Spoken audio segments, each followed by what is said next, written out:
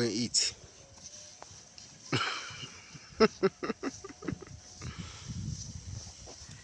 Hello family, greetings you all and welcome back to my channel.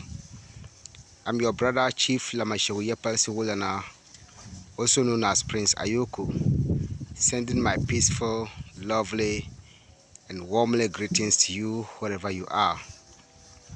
How are you doing and how is our families at your side doing?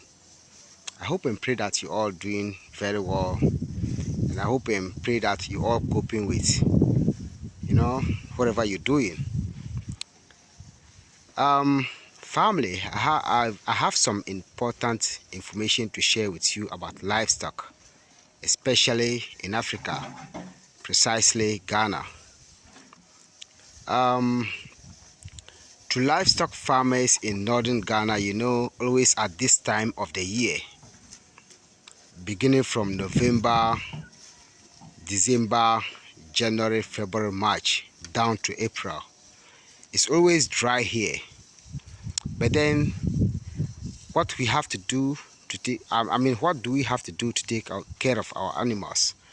All what we have to do is to get this rice straw that my beautiful animals that I love so much is eating right now.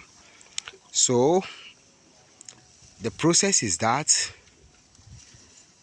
when the farmer, that's the crop farmer, the rice farmer, go into farm or go to his farm to plant his rice, he will take care of the rice for at least 4 to 5 months and then harvest his rice.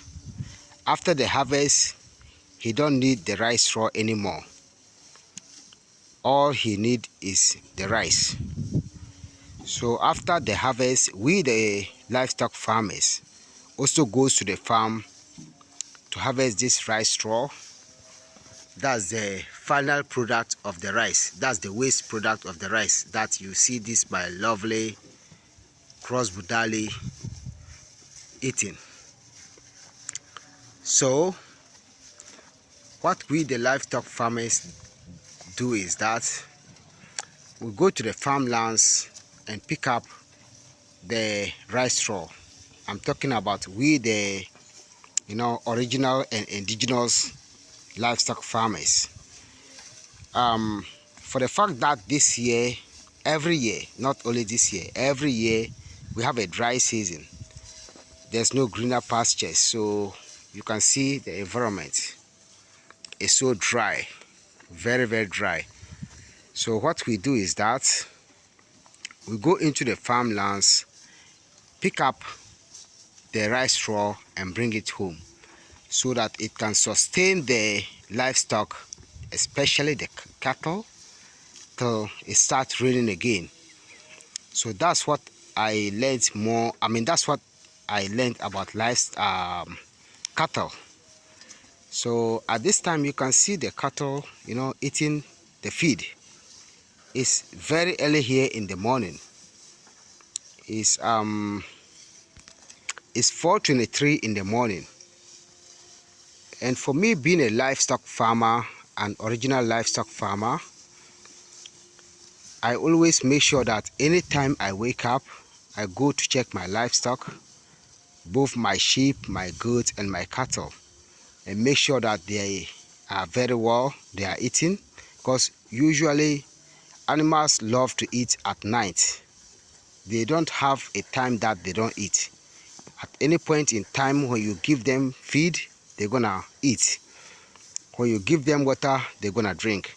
So anytime when I wake up at night, I make sure that I come and feed them. And sorry, it's very early here, so you can hear, the muazzin. That's the, people are calling for prayers. So that's the first prayer calling for the day.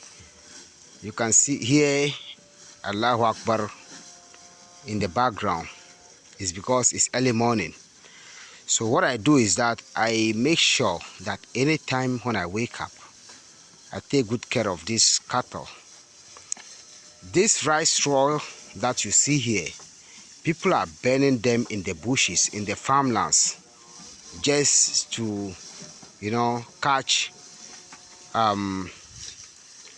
grass mouse.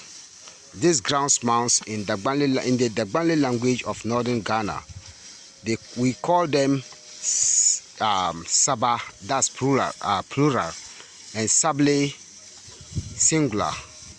This ras or mouse, people here eat them, including me. I used to eat them some time ago, but then people are killing them so much, say that they are killing nature, because this Saba and Sable that I'm talking about, you know what, when they harvest this rice straw and leave this, after the harvest of the rice, when they leave this rice straw on the farms, the bush ras, that's also known as the Saba, they go into hiding under the rice straw, and that is where they will hid and give birth to their babies, so that they can reproduce.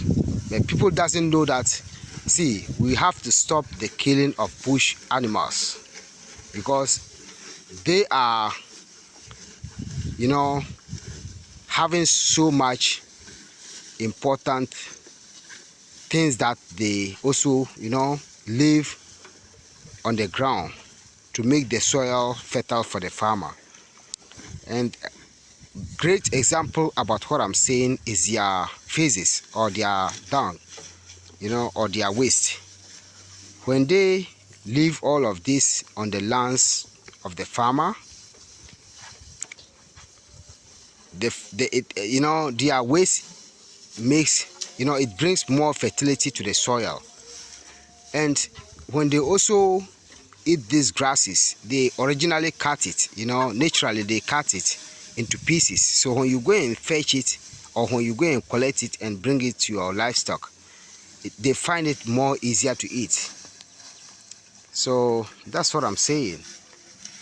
You can see how the cattle are eating the rice straw and making big. So that is example of what I'm saying. So far, so good. Prince Ayoko Livestock Farms is growing bigger and much better. The expansion work is also going on. Everything is under control. You can see that even though it's dry season, it's hard for animals to get feed when they graze, freely. That is open grazing. But you can see them, they are very full and they are okay, because you know what, I just tie them at one place, spend my time to feed them and make sure that they are perfectly fine. This is the real meaning of livestock farming. During the dry season, I'll have to release them. During the rainy season, when there's greener patches, I'll release them to walk freely and go and get feed, from nature to eat. But at this point, because the environment is not green in northern Ghana, I have to make sure that I feed them this way, so that they can have nutrients. And I don't only feed them with this rice straw, I also feed them with cowpea leaves, cassava leaves, and vegetable waste products like watermelon leaves, watermelon waste products, pineapple waste products, banana waste products, as well as citrus waste products, that is also known as I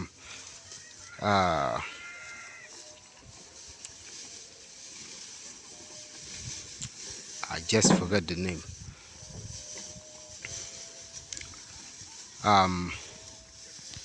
Yeah, oranges.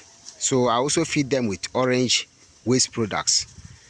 And you see, this is the hybrid cattle that I have at the farms. I have named him Blackie. Blackie is a female cow, a very strong, very big, and very energetic. I brought Blackie into this farm some few days ago. That was like some 4 days ago. Blackie is eating very well. You can see him eating all of the grasses, you know, the rice straw on the ground. One good thing about cattle is that they eat so much and they grow so big. And I love it when they do this, because you know what? It brings more profit to the business. But all of these cattle that you've seen here, I need some more cattle. See, this one has just, you know, got satisfied and went trying to go to sleep. Meanwhile, she still wants to sleep. So far, I have 1, 2, that's a male. So 1, 2, 3, 4, 5. So far I have 5 female and 3 male. So the one over here, the white one, is a male. This mixed color, that is black and white. Wow, he can hear me talking. See him.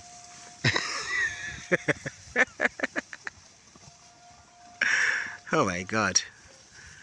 Just some few months, like some 2-3 months, this cattle can listen to me and hear me very well, because you know what? I feed them and I love them. Go and eat. So you see what I mean? But Blackie, as you see her, she is so stubborn. See my feet? It's because I've been working with them for some time. It makes my body to be dusty, but that's cool. That's how the business goes. See my fingers and everything. That's the reality of the farmer. Go and eat. Go. He don't want to go. He loves me. Alright, so Blackie, as you see her, she's very huge. She's a younger female. Blackie is very huge, but young. I think Blackie is at her middle age. So she is now just, you know, growing up and having her first pregnancy. So that's how I'm gonna manage them and take good care of them.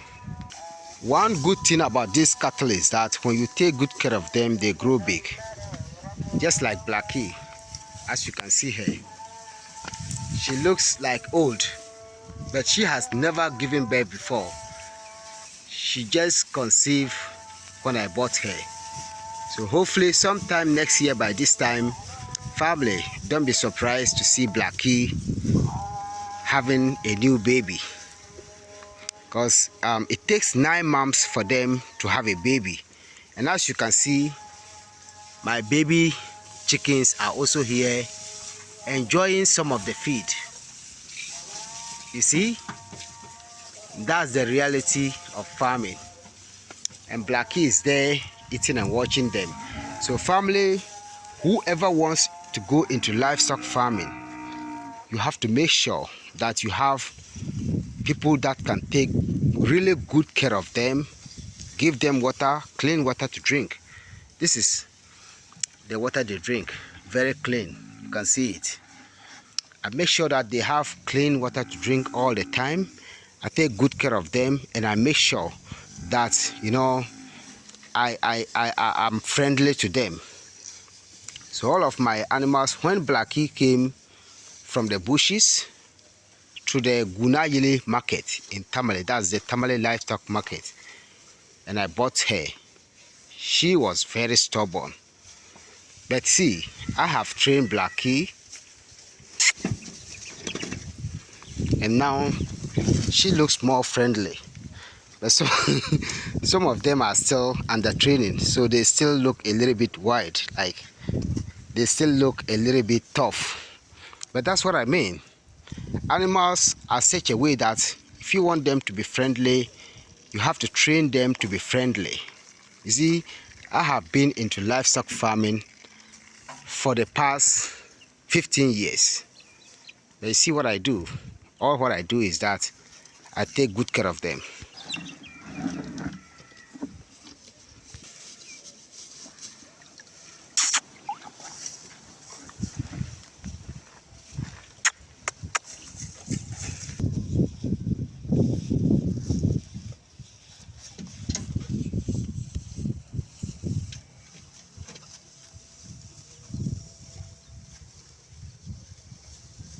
Alright, so family, this is a very great information that I just share like a joke, but it's very, very important information. All we have to do is that we have to take good care of these animals so that we can benefit from them and they can also benefit from us. This is a very long-term planning. That's why I have more females than more males. The reason is that my vision is to have 50 female and 20 male after the expansion of my livestock farms. But I'm working on that. So far I have 8 and I still have some more to go. The reality is that we have to work so much, you know, put so much effort into what we are doing. Everything that we do in life has to do with hard work. We can have people that can, partner with us and all of that. But one thing about me is that it's not all kind of partnership that I take. I just make sure that I do the right thing at the right time. So far, so good. Everything is going on well. And you can see the livestock, they are growing. You see, they are eating and they are happy. They're eating the rice straw. This is exactly how we feed rice straw to animals. One good thing about this video is that all the animals that I show on my channel doesn't belong to anyone.